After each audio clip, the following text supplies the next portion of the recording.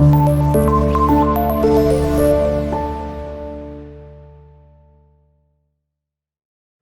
alaikum students, this is Mohammad Ahmed, your biology teacher.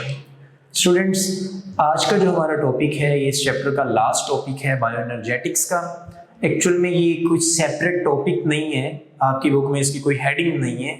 Last में एक ना फ्लो चार्ट डायग्राम बनी हुई, एक टेबल बना हुआ है, आप ऐसा कह सकते हैं, जिसके अंदर उन्होंने ये बताया कि भाई पूरी एरोबिक रेस्पिरेशन और एनारोबिक रेस्पिरेशन या सेलुलर रेस्पिरेशन जो पूरे चैप्टर में आप पढ़ के आए हैं उसमें से कितनी अमाउंट ऑफ एनर्जी आपको मिली है और कितनी अमाउंट ऑफ एनर्जी उसमें यूज हो गई और कितनी अमाउंट ऑफ एनर्जी किस किस स्टेप में आपको मिली है। ठीक है, तो इसका वैसे इन्होंने overview of number of ATPs की अगर हम बात कर लें तो ये हम उसको बोल सकते हैं कि हमारे पास जो रेस्पिरेशन हुई है उसमें कितने नंबर ऑफ एटीपीज हमें बने और कितने नंबर ऑफ एटीपीज उसमें यूज हो गए। हम नेट प्रोडक्ट बात करेंगे कि एंड पे टोटल हमारे पास कितने एटीपी बने हैं after the complete breakdown of glucose molecule. एक सिंगल ग्लूकोज के मॉलिक्यूल के टूटने से कितने एटीपी के मॉलिक्यूल्स आते हैं, एक्चुअल में आज हमने वो देखने हैं। आपको पता है रेस्पिरेशन का हमने कहा था कि जी 3 स्टेप्स होते हैं। फर्स्ट ग्लाइकोलाइसिस है, सेकंड हमने कहा क्रेब्स साइकिल है, थर्ड हमने कहा ईटीसी या इलेक्ट्रॉन ट्रांसपोर्ट चेन का नाम दिया हुआ था। ये 3 स्टेप्स में ग्लूकोज की ब्रेकडाउन पूरी हो जाती है। तो फर्स्ट स्टेप में आपको याद होगा ग्लूकोज के मॉलिक्यूल की जब ब्रेकडाउन स्टार्ट हुई, ग्लाइकोलाइसिस साइटोप्लाज्म के अंदर होती है ना, तो उसमें बड़ा क्या हुआ था कि जी 2 एटीपी के मॉलिक्यूल्स यूज हो गए थे। 4 एटीपी के मॉलिक्यूल बने थे, 2 उसमें यूज हो गए थे, ये बात हमने की थी। ठीक है, यानी कि हमारे पास 4 इसमें बने, 2 यूज हो गए, तो टोटल बाकी कितने बच गए हमारे पास?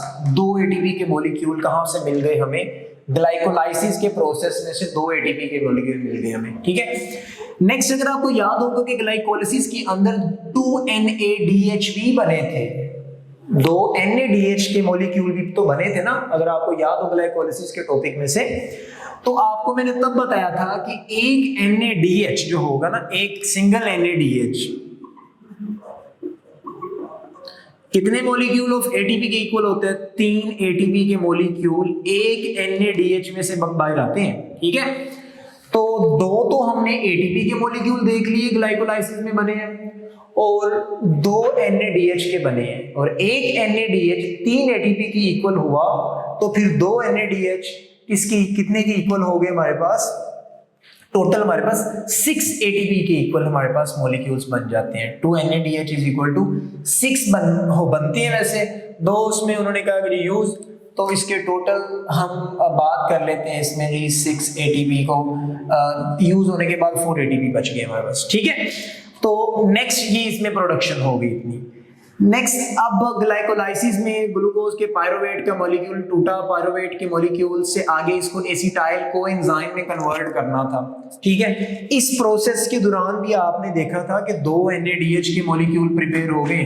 ठीक है, 2 NADH के मॉलिक्यूल जब बनेंगे तो उसमें आपके पास 2 NADH is equal to 6 ATP के मॉलिक्यूल, 6 ATP के मॉलिक्यूल्स यहाँ पे बन रहे होती हैं during the formation of pyruvic acid into acetyl coenzyme.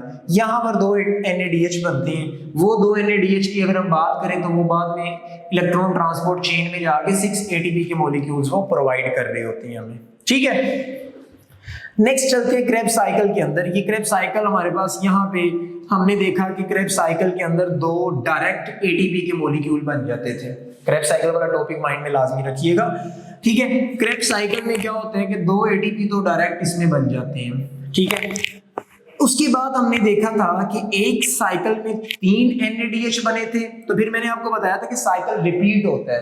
तो ये जो क्रेब्स साइकिल जब 2 दफा रिपीट यानी कि हो गया तो 6 NADH बने और एक NADH is equal to 3 ATP, 6 multiply by 3 is equal to 18 ATP के मॉलिक्यूल।